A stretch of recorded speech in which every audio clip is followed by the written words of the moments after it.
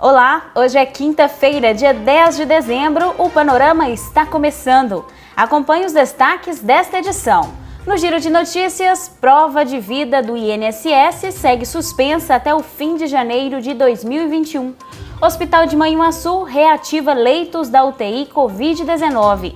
Geólogo de Belo Horizonte realiza avaliação sobre a área de deslizamento de terra em Caratinga.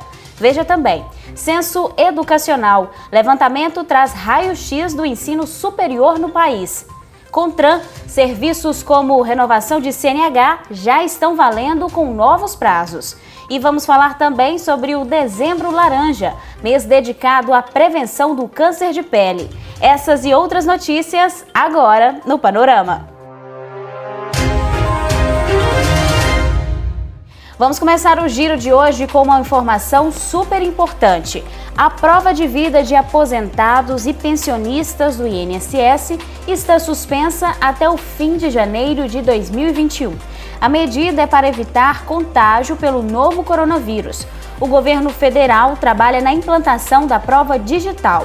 O projeto piloto já está em fase de testes. O projeto piloto começou recentemente, na semana passada, e assim que esse projeto piloto for finalizado, ele será estendido para toda a administração pública federal, para todos os servidores que se enquadram e precisam fazer anualmente a sua prova de vida. Vários beneficiários, como eu mesma, com dificuldade de locomoção e com pressão alta, estou sujeita a pegar o vírus Covid-19. Com a falta de chuvas em algumas regiões, o governo do Brasil monitora os reservatórios do país para garantir a segurança energética.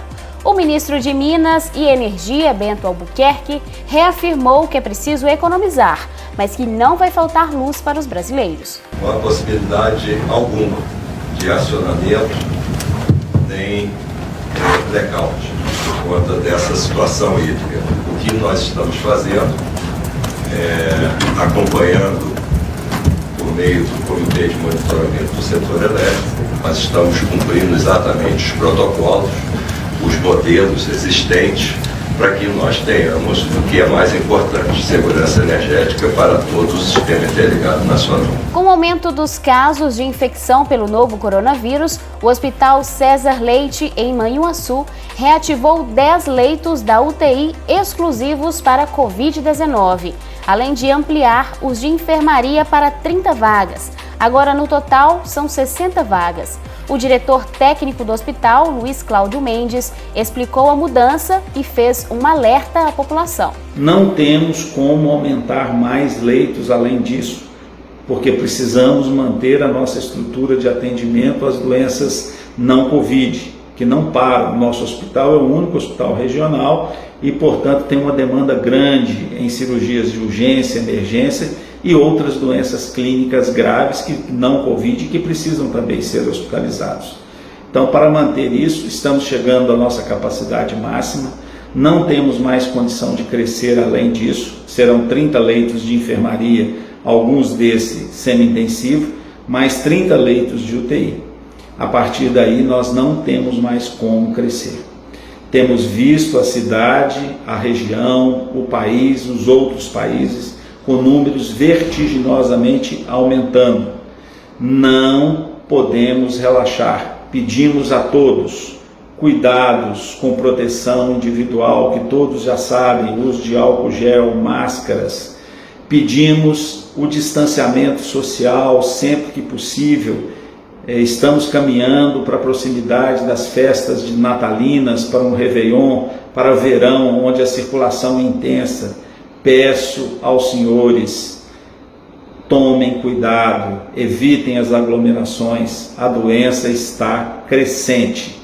Temo que esse aumento de leitos de agora não seja suficiente se medidas mais radicais não forem adotadas para a contenção da mobilização social. Um geólogo de Belo Horizonte fez uma avaliação sobre a área em que aconteceu o deslizamento de terra na madrugada da última segunda-feira no bairro Rodoviários, em Caratinga. Leonardo Souza informou que foi contactado pela Defesa Civil para que fosse realizada uma vistoria em relação ao risco atual do entorno de onde aconteceu o fato, a fim de orientar os moradores. Foi explicado aos moradores, para que eles tenham ciência, que o que aconteceu em relação ao processo, ao deslizamento, a geometria que ele possui e as características do local, é que é muito provável, como a gente está entrando ainda no período de chuva, né, que começa agora nesse mês e vai até março, você vai com esse acúmulo da chuva, você vai ter uma acomodação do material, vai ter um comportamento ainda a ser acompanhado do material, então pode haver uma progressão do processo, que vai fazer com que essa área que rompeu se aproxime um pouco mais em relação aos edifícios. Tá? Mas a princípio, por enquanto, eles não estão condenados, claro que depois vai ter que haver estabelecimento da encosta, mas por medida preventiva, a orientação é que eles realmente saiam preventivamente, até que comece o período de chuvas, a gente tem um entendimento melhor de como que o terreno vai se comportar nesse período. O laudo ele vai ser entregue à Defesa Civil na próxima semana, no máximo segunda-feira. Tá? Parte das orientações já foram repassadas à Defesa Civil e aos moradores, que é mais importante, né, para que eles consigam tomar providências necessárias em relação às suas moradias, mas na próxima semana esse laudo estará disponível na Defesa Civil. O Casu Hospital Irmã Denise comunicou a alta hospitalar de mais pacientes que se recuperaram da Covid-19. São eles: Vicente de Paula Nunes, de 45 anos, de Ubaporanga, Tarcílio Ferreira da Silva, de 65 anos, de Santa Rita de Minas, e Maria da Conceição Coelho, de 63 anos, de Caratinga. Parabéns a eles e a toda a equipe do Casu. Um levantamento realizado sobre a educação superior no Brasil nos últimos 2 anos revela dados significativos sobre o tema. O Censo da Educação Superior retrata crescimento de cursos e graduações tecnológicas, do ensino à distância e de outras questões relevantes sobre o setor. Confira mais detalhes na reportagem. O Censo da Educação Superior 2019 revela dados interessantes sobre o perfil educacional no país. Os números reafirmam a tendência de crescimento do EAD, ensino à distância, na educação superior brasileira. A pesquisa mostra que entre as mais de 16 milhões e 425 mil vagas disponíveis para a graduação, em 2019, 63%, 10 milhões e 395 mil foram ofertadas na modalidade à distância. Ainda de acordo com o levantamento, 58% dos estudantes cursam graduação tecnológica também por ensino à distância, EAD. Por outro lado, 42% dos alunos de cursos tecnológicos optaram pelo ensino presencial. 85% deles frequentam a rede privada e 15% instituições públicas de ensino. Nesse caso, ao contrário do que ocorre na rede privada, a maior parte dos estudantes frequenta cursos presenciais. Mas o EAD representa uma tendência cada vez mais presente no setor educacional. A prática conta com o apoio do Ministério da Educação e Cultura, que prevê políticas públicas para uma expansão ainda maior do ensino à distância. O crescente número de matrículas na educação à distância. Nós verificamos que essa tendência, isso já está muito forte no setor privado. E o setor público, principalmente a rede federal, a gente atua fortemente no ensino presencial, onde nós criamos um grupo de trabalho com representantes de instituições que entendem a educação digital. Nós teremos representantes da Associação Universidade em Rede, nós temos a representantes da Associação Brasileira de Educação à Distância, nós temos representantes da Rede Nacional de Ensino e Pesquisa e representantes e pesquisadores das 5 regiões do país, de universidades federais, para desenvolver uma política de educação digital para a rede federal brasileira. Então, com isso, nós vamos poder ampliar e muito o ensino à distância, como aconteceu na rede privada, mas vamos fazer também na educação superior e, com isso, nós poderemos atingir um número muito maior de estudantes e com a mesma qualidade que nós temos no ensino presencial. O censo revelou ainda uma concentração na área de negócios, administração e direito, 55%, seguida por computação e tecnologias de informação e comunicação, 16%, e serviços, 13%. O objetivo do levantamento é oferecer informações detalhadas sobre a situação e as tendências no setor, assim como guiar as políticas públicas de educação. O Censo da Educação Superior é um instrumento de pesquisa mais completo sobre as instituições de educação superior, com oferta de cursos de graduação e sequências de formação específica, seus alunos e os docentes. E é pela sua ótica que veremos como a educação superior anda lado a lado com a educação básica. Os efeitos de uma etapa sobre a outra reforçam o papel institucional do Ministério da Educação, naquele que tem sido sua principal atuação, que é o direcionamento desse sistema, capaz de mudar o curso de um país. É isso que eu acredito. O Conselho Nacional de Trânsito, o CONTRAN, revogou a resolução que interrompia os prazos de processos e procedimentos relacionados aos órgãos e entidades do Sistema Nacional de Trânsito por conta da pandemia. Portanto, agora os serviços como renovação de CNH, transferências de veículos e envio de notificações de autuação já estão valendo com novos prazos. Veja. No dia 2 de março, Vanessa foi multada por trafegar com os faróis apagados em uma rodovia. 12 dias depois veio a notificação, mas nada do boleto de pagamento. Ela só descobriu o valor da autuação esses dias, quando baixou a carteira digital. Eu recebi essa notificação, ainda o documento formal pelo correio, tudo bonitinho. E sem validade de data de pagamento, esses detalhes todos. E guardei, coloquei a vencer com um monte de interrogação. Assim como Vanessa, em todo o Brasil, milhões de motoristas e proprietários de veículos enfrentam essa situação. Por conta da pandemia, o presidente do Conselho Nacional de Trânsito determinou a suspensão de uma série de procedimentos administrativos, como o envio de notificação de multa, a emissão de boleto de pagamento, indicação de condutores, recursos de infrações e a transferência de veículos. No mês de junho, uma resolução do CONTRAN ratificou a medida. Como em vários estados e municípios já havia decretos locais determinando fechamento dos postos de atendimento, o CONTRAN, para padronizar, entendeu que haveria necessidade de interromper para garantir o direito das pessoas. Com a retomada do atendimento presencial nos departamentos de trânsito de todo o país, o CONTRAN revogou a medida e desde 1º de dezembro, as multas, os boletos de pagamento e formulários para recursos voltaram a ser enviados normalmente para os proprietários de veículos. Mas, para quem cometeu algum deslize no trânsito entre 26 de fevereiro e 30 de novembro, as notificações serão encaminhadas de forma escalonada, em um prazo de 10 meses a partir da data da infração. Para os especialistas, este intervalo vai ajudar a evitar um gargalo no processamento das autuações e dos serviços acumulados durante a quarentena.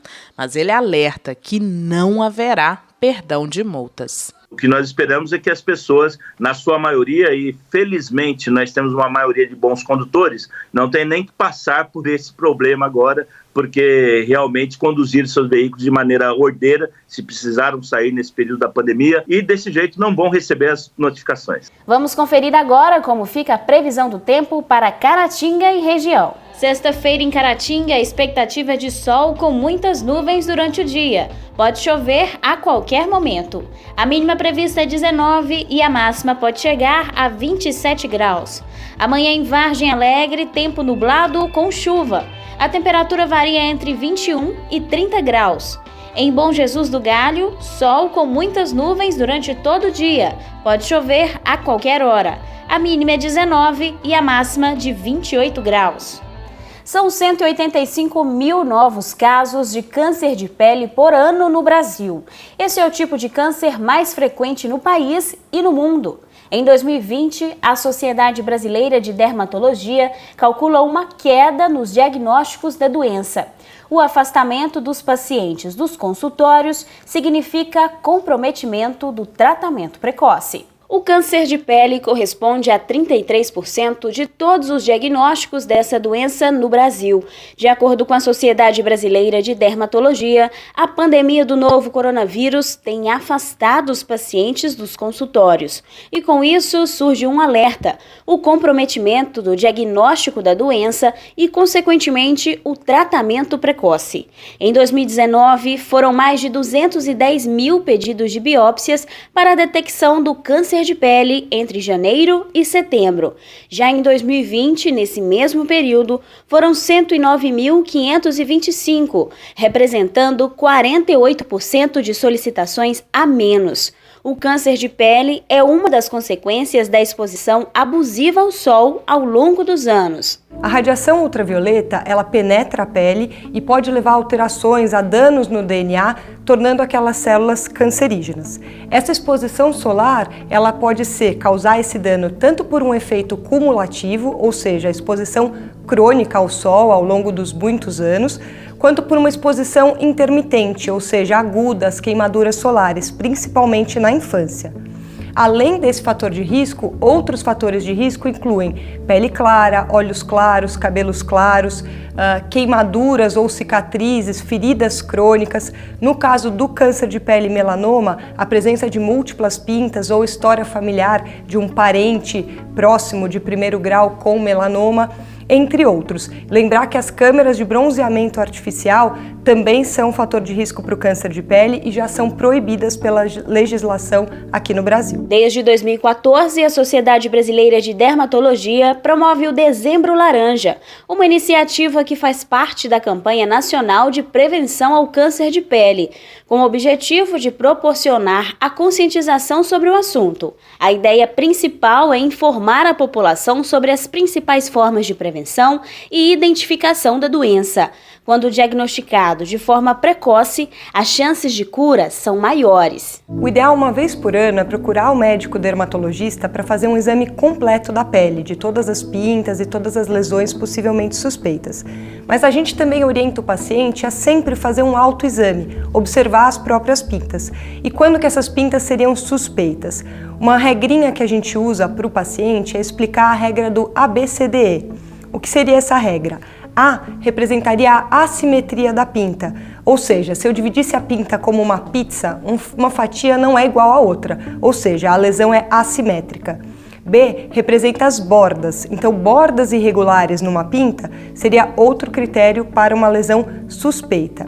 C em relação à coloração, então múltiplas cores numa mesma pinta ou vários tons de marrom, preto, azulado, cinza, numa mesma lesão, seriam suspeitos. D, de diâmetro, uma lesão maior do que 6 milímetros. E um dos principais, o E, de evolução, então uma pinta que está modificando. E aí eu deveria procurar o dermatologista antes. A prevenção contra o câncer de pele deve acontecer todos os dias. O principal parceiro é o protetor solar. A gente teria que escolher um protetor solar que tenha um amplo espectro. O que significa isso? Um protetor que proteja tanto contra os raios UVA, que estão presentes ao longo do dia todo, quanto contra os raios UVB, que tem o pico de incidência naquele horário que a gente fala que o sol é ruim, entre 10 e 16 horas. Então, o ideal seria um filtro que proteja tanto contra UVA quanto UVB, com um fator de proteção de no mínimo 30. Mas o mais importante é a aplicação adequada do protetor.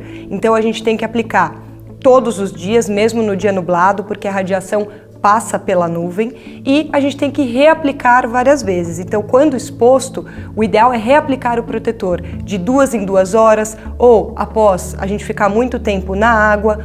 E a quantidade ideal, a gente usa a regra das colheres. Seria 1 colher de chá rasa para aplicar no rosto e 3 colheres de sopa para aplicar no couro. E o panorama desta quinta-feira vai ficando por aqui. Não deixe de acompanhar as notícias ao longo do dia nas nossas redes sociais. É muito importante que todos continuem se protegendo contra o novo coronavírus. Esperamos que muito em breve a gente possa ter uma vacina para a Covid-19. Muito obrigada pela sua audiência e companhia. Amanhã estaremos de volta. Até lá!